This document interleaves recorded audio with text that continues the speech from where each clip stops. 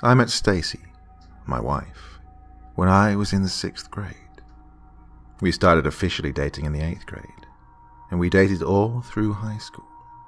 Then, just after graduation, she broke my heart. She wanted to go to college to find herself. I knew what that meant. I was taken completely by surprise, but she made it clear there was nothing I could do or say to change her mind. And believe me, I tried. More than I'd like to admit. So, just like that, it was over. I went to college close to our hometown, and she went to a college that was across the country in California. Selfishly, I told her we couldn't be friends when we broke up, as I knew that, that would help me to move on faster. Remaining friends would have kept the sense of hope alive, stringing me along. Over the next 2 years, I didn't hear from her at all. At one point, I did hear that her mother had passed away. Her father passed when she was young, but I never really found a good way to reach out. I went about my life, coasting through college, with a couple of short-term relationships here and there, but nothing serious. I just assumed she did the same. Then, one night, I went to a local bar with a few of my friends, and there she was. I was too embarrassed to admit it, but I didn't actually recognize her at first. It had only been 2 years, but her hair was now short. I already had a few drinks in me at that point. It was only after she made her way across the bar to hug me that I fully comprehended who she was. My friends and I would always joke that this bar was like a high school reunion every time we went there. Well, it was the only decent bar in the area, so, everyone went there. And this time was no exception. It struck me as odd that she was back in town mid-semester, as this seemed like a strange time to fly across the country to visit home. But we got to talking, and after a few drinks I thought nothing of it. We really hit it off that night. It was like she'd never been gone. The feeling I had when I was with her. I joked about how she left me behind when she went off to college, hoping to ease any concern about whether I was upset, but she completely brushed it off. A little later, I brought up a story about a time when we were both in the 9th grade and my mother dropped us off at a movie theater for a date. I could see the confusion on her face. She quickly explained that she'd been in an accident in her first year of college and that she'd lost bits and pieces of her memory. The way she described it was that she basically couldn't remember some of the specific memories from her childhood, but she could remember faces and who people were. It sounded terrible, and I didn't want to prod too much, so I dropped it. After that night, we hung out again soon after, and then again. We picked up right where we'd left off in high school. A few weeks passed, and she eventually told me she wasn't going back to school in California. She wanted to stay here, which was great. Things progressed, and we eventually got married after I graduated. Things were so great. Years rolled by. We had 2 kids. She was a stay-at-home mom, and she was so good with the kids. There were some ups and downs over the years, but things were generally pretty good. And then I got an invitation to our 10-year high school reunion about a month ago. I thought about not going, but after some convincing from my friends at work, I decided to go.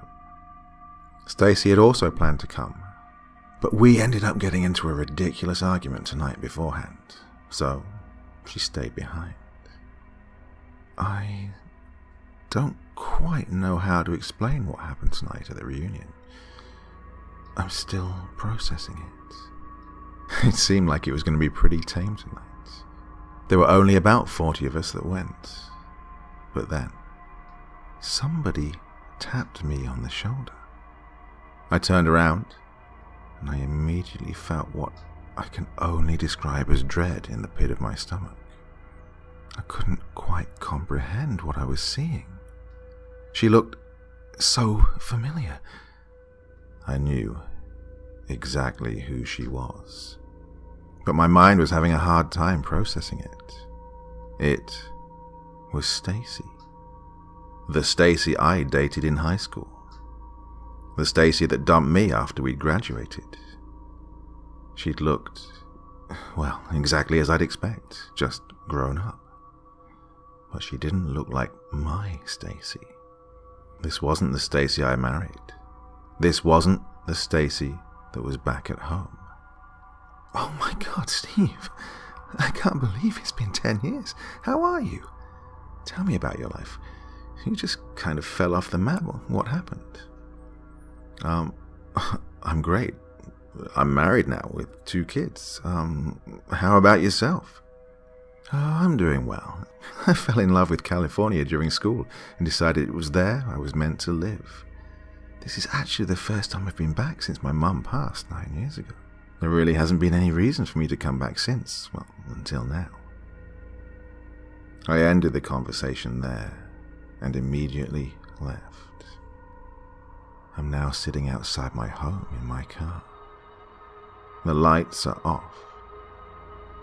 I don't know who it is that I married, who I had kids with, but it is not Stacy, because that was definitely Stacy at the reunion. What's happening? I'm trying to piece this all together, but it's just too much. I don't think I can go in there.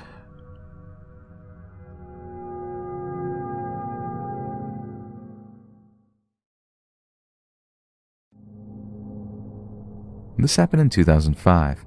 Me and my older brother lived with our single mom. I was a freshman in high school and my brother a senior. We had a pretty normal life. Our mom made good money as a lawyer and me and my brother were happy. But one day, one of my mom's cases put our whole family in danger. My mom, being a lawyer, often prosecuted people in our city. In this case, she was prosecuting a man who had assaulted a woman. The man was found guilty and given 20 years in prison. Little did we know the son of this man went to me and my brother's high school. The family was very angry at my mother, especially the son, Kevin. He vowed to make my mom's life a living hell. Me and my brother knew nothing about this, though. Our mom never talked about her work with us, and threats are nothing new for lawyers, so no one thought anything of it. On the day it happened, it was like any other. I, being a shy and introverted girl, always went to the bathroom when no one else was using the stalls. This was a mistake. Our school walls were actually made out of glass, so anyone in the classroom could see you walking through the hallway. I know I hate the idea as well. Kevin must have seen me that day as I was walking to the bathroom.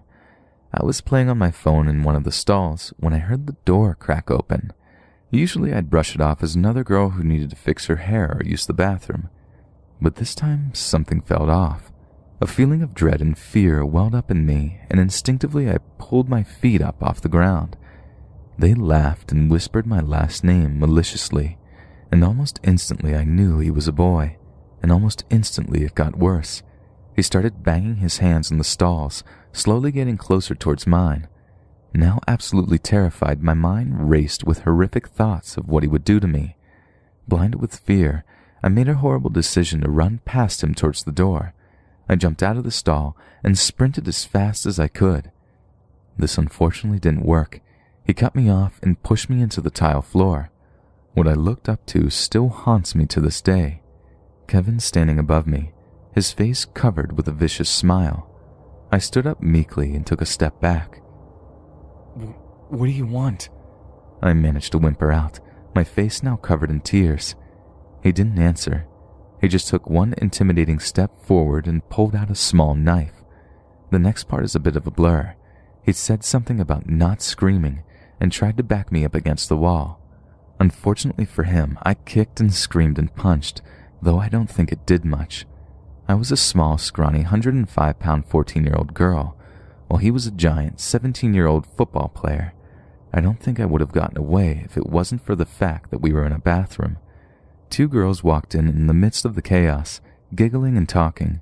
Through their screams and Kevin's surprise, I was able to bite onto Kevin's hand and escape his grasp. I ran into the bathroom screaming and crying for help, my first thought being to run to my older brother's English room. I trudged down the hallway slowly. Now that my adrenaline had gone down, I realized another danger. A hole in my shoulder and lower stomach was gushing blood. I hadn't felt it until now, but it seemed through our struggle Kevin had stabbed me with his knife. Kids and teachers were now peering through the glass and coming out into the hallway to see what was happening. The two girls who had saw us in the bathroom were screaming, drawing a crowd. I started getting confused in the crowd of kids. My vision was getting blurred, and I felt lightheaded, the loss of blood probably affecting me. Everyone was screaming and running around, and the teacher's attempts to calm everyone was failing. Luckily, I found my brother through this. If I hadn't, I might have died. Running into him, he grabbed my shoulder, making me look up. This part is also a blur, but my friends and brother told me what happened next. My brother told me I had slumped over onto the ground right as I found him. My best friend also in the hallway told me my brother had yelled something like, "Help! My sister is bleeding!" This got the attention of everyone, and some teachers ran over to me and my brother. Students started calling 911 as a teacher and my brother tried to stop the bleeding. My brother has a big temper, so he started yelling at everyone and asking who had done this. The girls thought Kevin might still be in the bathroom, so my brother ran over there. I wish my brother hadn't gone to the bathroom, though, because all of the other kids followed him. Kevin apparently hadn't moved from the spot near the wall, and he hadn't even tried to hide the knife. My brother then proceeded to try and beat up Kevin. Luckily, though, classmates held him back. I was taken to the hospital, and Kevin was arrested. Kevin had actually damaged some organs when he stabbed me near my bladder, so I had to have immediate surgery with only a 40% chance of survival. They then put me in an induced coma because of the pain, and so I wouldn't rip any equipment connected to my body. I survived, but was in a coma for a month. When I was taken out of the coma, it was a tough recovery, partly because of the coma, but also because of the trauma of almost being stabbed to death. The school had covered up the story by the time I woke up. No one was allowed to talk about it, but the kids spread rumors anyways. I decided to recover for the rest of the year before going back to school, and then I returned to my everyday life. Though things have not been the same since that experience, my brother became really overprotective, and my mom quit her job, and Kevin was never seen again. I also have had recurring nightmares of Kevin since the incident. Now that I'm an adult, things have settled down for our family. And you know what? Even though Kevin tried to kill me and put me in a coma, I hope he's got himself figured out now. He obviously needed help, and none was given to him. Kevin, if you hear this, answer this question. Are you afraid of knives now? Because I'm afraid of bathrooms.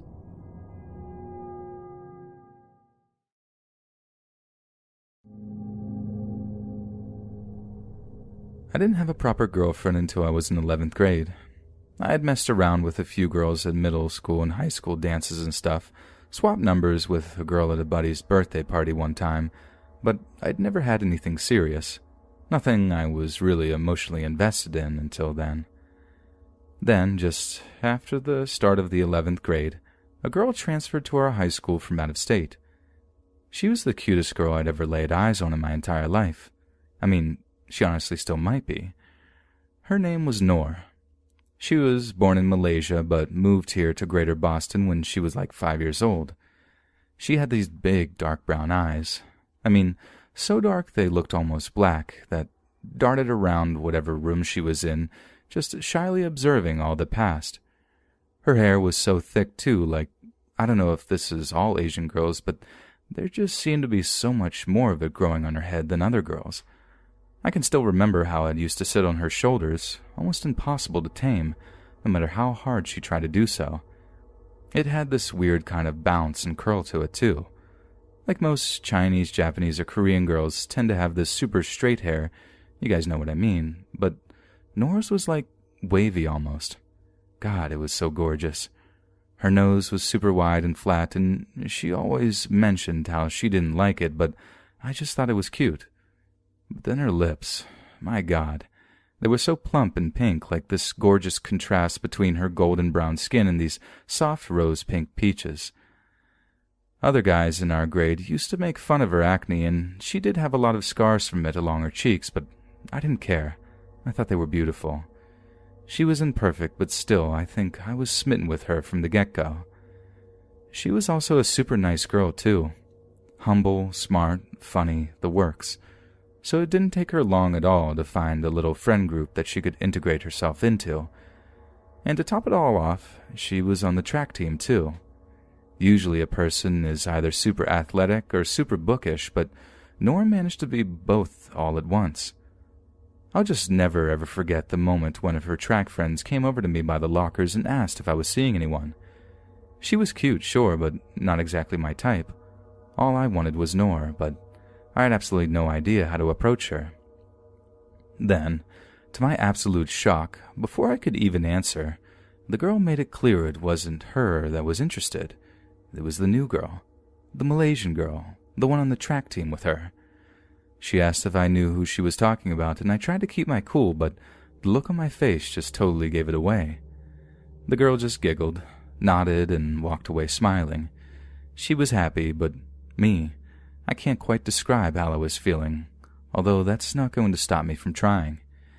You know that feeling of when you super like someone and it's like butterflies? Well, take that feeling and times that by like 1,000. I was so excited I felt sick, like physically sick, and I swear to God, as I tried to put the padlock back on my locker, it took me a good few tries before I managed it, because I was shaking, straight up shaking from the adrenaline. So I won't bore you with all the courtship details, but I ended up being with Nora for a while. It was a dream teenage romance, everything a guy like me could have ever wished for, and for like 18 months of our lives, I think we were both truly happy and truly in love. But as the SATs approached and we each started looking at colleges, I realized I might not get the grades to be able to get my preferred major at Boston U. I mean, Harvard was pretty much out of the question for me, but not to Nora. She was pretty much on track to ace her way into the place on a partial to full arts scholarship. Not only that, but I'd kind of had my heart set on going to college down in Florida. There were some dang good schools down there, and that's not even covering the weather. I played a lot of soccer, and Florida is an excellent place for that, since the weather is superb and there's a sizable Latin community. So, now that you know that, picture the scene. It's just another day of high school, and happy-go-lucky me walks into school one morning, only to be pulled aside by a teacher and told I was wanted in the principal's office.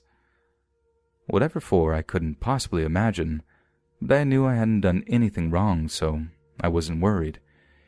Even though maybe looking back I really should have been, because the moment I walk in there, first thing I see is the uniformed police officer standing just next to the principal's desk. He had his shades on, indoors. Who does that?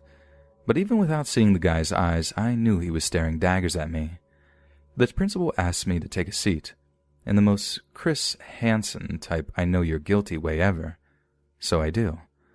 I manage to keep my cool for about 30 seconds while they spew a bunch of vague nonsense about wishing they didn't have to talk to me like this, how it's such a shame, blah blah blah. I snap, telling them I'm pretty much a legal adult and they should just come out and tell me what the problem is. Then the cop says it, something that made my jaw drop. You think you're a man laying hands on a woman like that? So here's the thing. This all came to light in the week after. One of Nora's friends had a conversation with her about college. She told her friend that she had her heart set on Harvard, and she would definitely not be moving down to Florida with me.